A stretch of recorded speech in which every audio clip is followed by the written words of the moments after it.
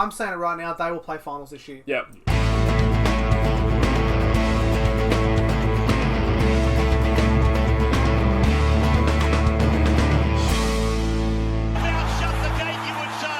Shut the gates. We're back. First game on the Sunday ticket. I hope you both got your tickets because it's Sunday. Yep, we're ready. We've got the 1997 Grand Final replay. We've got the Newcastle Knights taking on the Manly Seagulls. Glenn, what do you think about this one? Should be a close game. Okay. Not too bad, I reckon. But Manly need to show something. Okay. In saying that, actually, Manly have still got the injuries too now. Aidan Fennell-Blake's out for 4 weeks as well. Agreed. And Newcastle, Blake Green, he added so much to that team. They look amazing now. Well, yeah, it was the little Their things... attack was gone, and Blake Green's added that attack, that extra man where he can pass at the back to freaking Ponga, and Ponga came through. Yeah. Ponga lived off Blake Green in that game, last game. Absolutely. Like, that's the thing that Blake Green brings to it.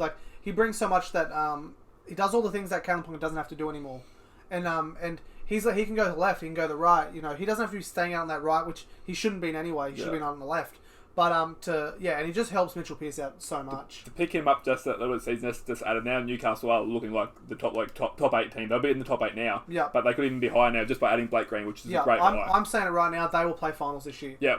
They will definitely play finals this year. Yeah, they actually were showing attack, and Ponga loved it. He lived off Blake Green the whole game. That was probably his best game of the season. Yeah, exactly. That's what I mean. And yeah, it's all from having Blake Green. Yeah. And if they keep playing like this, you would say they're going to sign Blake Green up for... I'd probably say him another 2 years. Yeah. They would probably nearly finish his career. His 7th club, finished at his 7th club. Why not? What a great 7 clubs. That's crazy. That's like Brett Kamali stuff. Yeah, that's ridiculous. But you know, but Manly need Turbo. It's like simple now. They've lost it. We thought they could win a few without Turbo, and they showed they won a few without Turbo.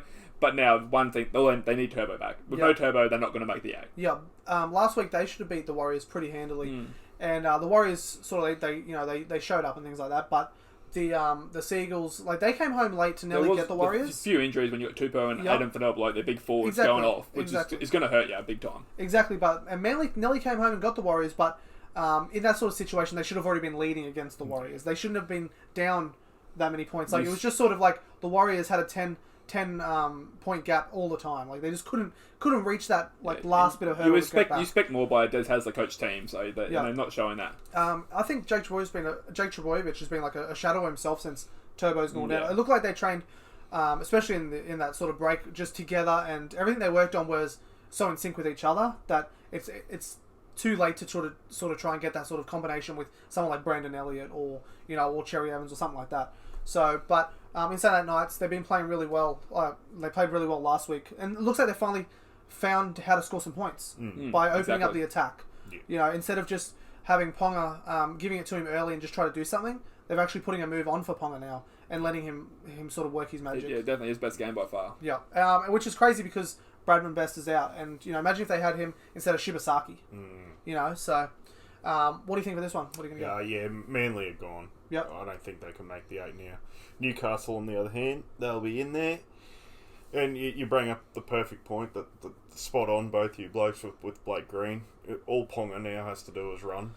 He doesn't have to organise. He doesn't have to do anything else. Just bar run and play eyes up football. They just blew the Tigers away. Yep. It's funny to note as well that, with Manly in that Warriors game, they only pretty much scored. I think one try out of the 4 that they scored was when the Warriors had the 12 men. Yeah. They only scored those 3 tries when they had 12 men. They couldn't score without that extra man on the field, so they're in desperate trouble. They're in big trouble, Manly. Yeah.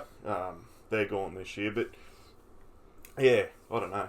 Well, I think Blake Green, and Mitchell Pearce, that's the combination going forward. Maybe slide in higher, not top 4, maybe a 5th or 6th. Yeah, I can see that for sure. That they might go on a bit of a run in. Yeah, because that top 3 is so far ahead now. Yeah. So yeah. Good on them. Yep. Good win. Probably their best win for a while. Yep. And I think Adam O'Brien has actually finally released the brakes. I think he was just really... I don't know if he was overcoaching him. Maybe he's for a little while. tentative, bit nervous sort of thing. Yeah. Like, it's his first year. He's sort of just trying to get over that first year hurdle of... If he makes the top 8, this is the first time Newcastle made the top 8 in years. Yeah. So, they started playing really well, and he's like, let's try to add a couple more things, till it's sort of got a bit more overstuffed, overcoached sort of thing.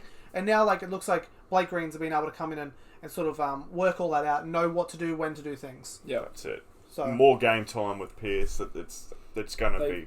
really good. They can be very They've dangerous. definitely got like if you look at the team on paper, it's a very good team. The only inexperience is their centers and the wingers. Yeah. Like the rest of the team is very experienced now, so they've got a team that can go far. Absolutely. Absolutely. Good signs. So what are you going to go? Well, I'm going to tip the Knights. I'm thinking 13 plus here, mate. Yeah, Knights. Yep. 13. I think Manly might show a bit of fight this game, but I'm going to go Knights 1-12. Okay, well, I'm going to go Knights 13 plus.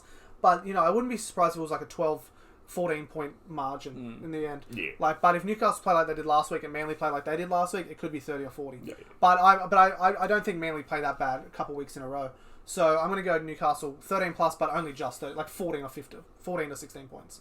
What do you guys think? Newcastle, can they get the job done at home and get the double on Manly this year, or will Manly? Will they come back from that controversial call in that last game they played against each other and get the victory? Let us know in the comments. That's a